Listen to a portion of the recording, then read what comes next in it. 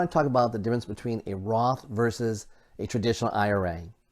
Before we get started, if you would, please go through and subscribe, follow, and then like and share this information if you find it helpful for other individuals to also be able to listen to.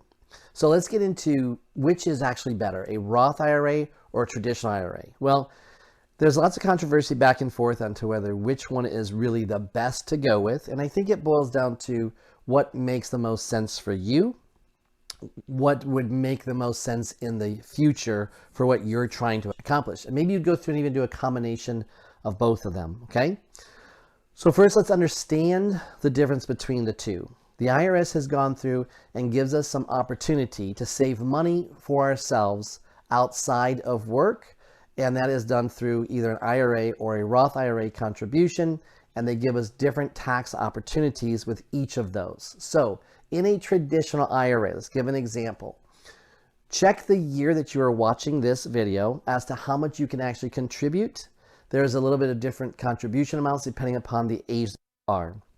But this is going to be a lesser amount than what everybody's allowed to do right now in 2022. So let's just talk about if you decide to put $5,000 into your retirement plan.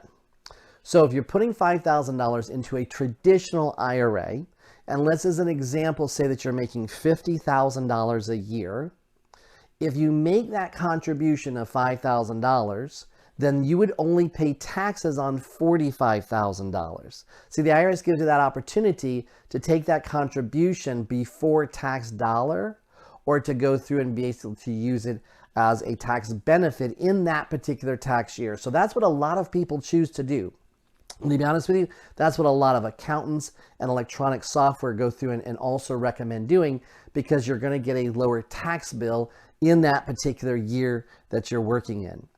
What will happen though is if we go through and put that $5,000 into an investment, and let's say way out into the future it grows to be a crazy number of $50,000, okay? Just an example. Well, at that point, whenever you decide to take that money, you're going to be having to pay taxes on the entire amount as earned income.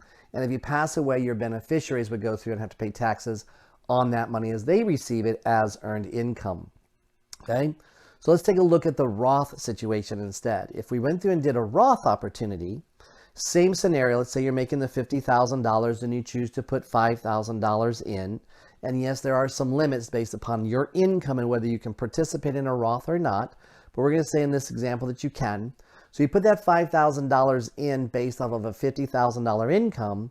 Well, the IRS is giving you some different rules. They're saying, hey, listen, we're not going to give you the tax benefits on that today. So if you earn $50,000, you'll pay taxes on the $50,000 even though you put the $5,000 in.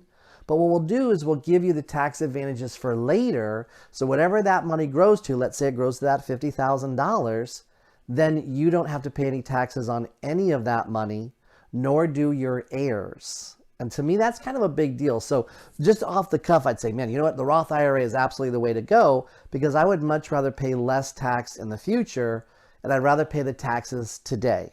Okay. But again, you got to go through and review it and make sure it's going to be right for you. But some other things that some folks don't think about, and the comments that I kind of hear a lot of times is, well, I think I'm going to do the traditional now, because in the future I won't be earning as much income, so the tax benefits will be a lot better for me. I can take the money out of the IRA and not have to worry about that tax. And that could be true. And that's why I said you need to review as to how it works out for you. However, a lot of the people that we work with, their lives continue to move forward. They continue to put more money away. They continue to get into a different type of lifestyle as inflation goes on and taxes get higher. And so a lot of times when they go into retirement and they're going to start to draw that money, they're not really wanting to settle back and earn a lot less than they were earning when they were working, because now's the time that they want to do things and travel and have some fun and what have you. So we find that they start pulling quite a bit of money out of those retirement funds. And I don't know about you, but maybe taxes are going to go up. Maybe they'll go down. Not sure what your thoughts are. My thoughts are that they probably will go up. And they can change those tax brackets just so easily to where things can affect us. But what is also affected is that as we see they're now charging taxes on Social Security, and they're counting it as income, and they're counting income of these IRAs if you're pulling money out of them as a traditional, and that income could push you into a different tax bracket that could actually cost you more taxes on your Social Security, or could even cost you more Medicare premiums. So therefore, there's some things that maybe you or the CPAs and those different individuals have not thought about of other expenses in retirement, as we do think about that a little bit more as a planner. So a lot of times the Roth IRA is easier for us to work with in retirement, because as we draw money out of that, it's not counted as income. It won't increase the tax on the Social Security. It won't increase our Medicare premiums. So therefore, it could be a much easier vehicle to work with, okay?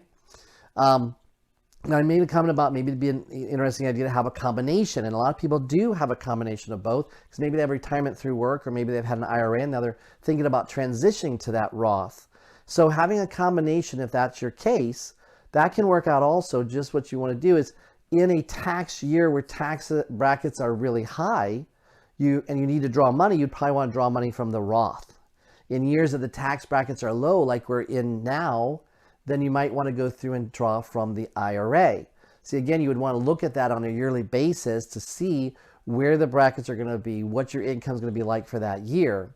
And then you'd also want to look at the brackets and make sure that you're not pushing yourself into a higher bracket on Social Security or into Medicare premiums if you're having to do that draw from that IRA.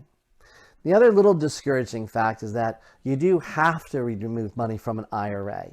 So right now it's age 72, they might be pushing that out some, but if you hit that age, and even if you don't need the money, you have to take the money from the IRA. See, the Roth IRA, you don't have to do that. You're never forced to take that money out. So again, the Roth IRA might work in some situations. Now, what they have also recently changed, not sure if they'll change it back, but it's changed right now, that if you do pass away, your heirs have to go through and liquidate the Roth IRA. That used to not be that way, and they could go through and take the IRA over a lifetime. Now it's limited to 10 years. You have to take that withdrawal over 10 years, whether it's an IRA or a Roth IRA for the beneficiaries, okay? Now, the reason why I'm pointing that out is that a lot of times we were looking at, should we do a conversion? If we really have a lot of money in an IRA, should we convert it to a Roth? And now we have to look at those numbers a little bit differently, depending upon the age of the person, when they're doing the conversion, what kind of money it's going to cost them as far as possible higher tax brackets, Medicare premiums, and how long they may have as a life expectancy. That's the tough question, because who knows when you're going to pass, right? But do we have enough time between doing that conversion that you might pass, that the heirs might inherit it, and then have to start taking that money out? Because there is a large tax bill to do a conversion, and you want to make sure that you can make up enough money on the backside for the heirs so that nothing is truly lost. So hopefully this was helpful. I understand it can be confusing as to whether I should do a Roth or do an IRA. Off the cuff, I say a Roth is a much stronger vehicle, because I'd much rather have no taxes in the future.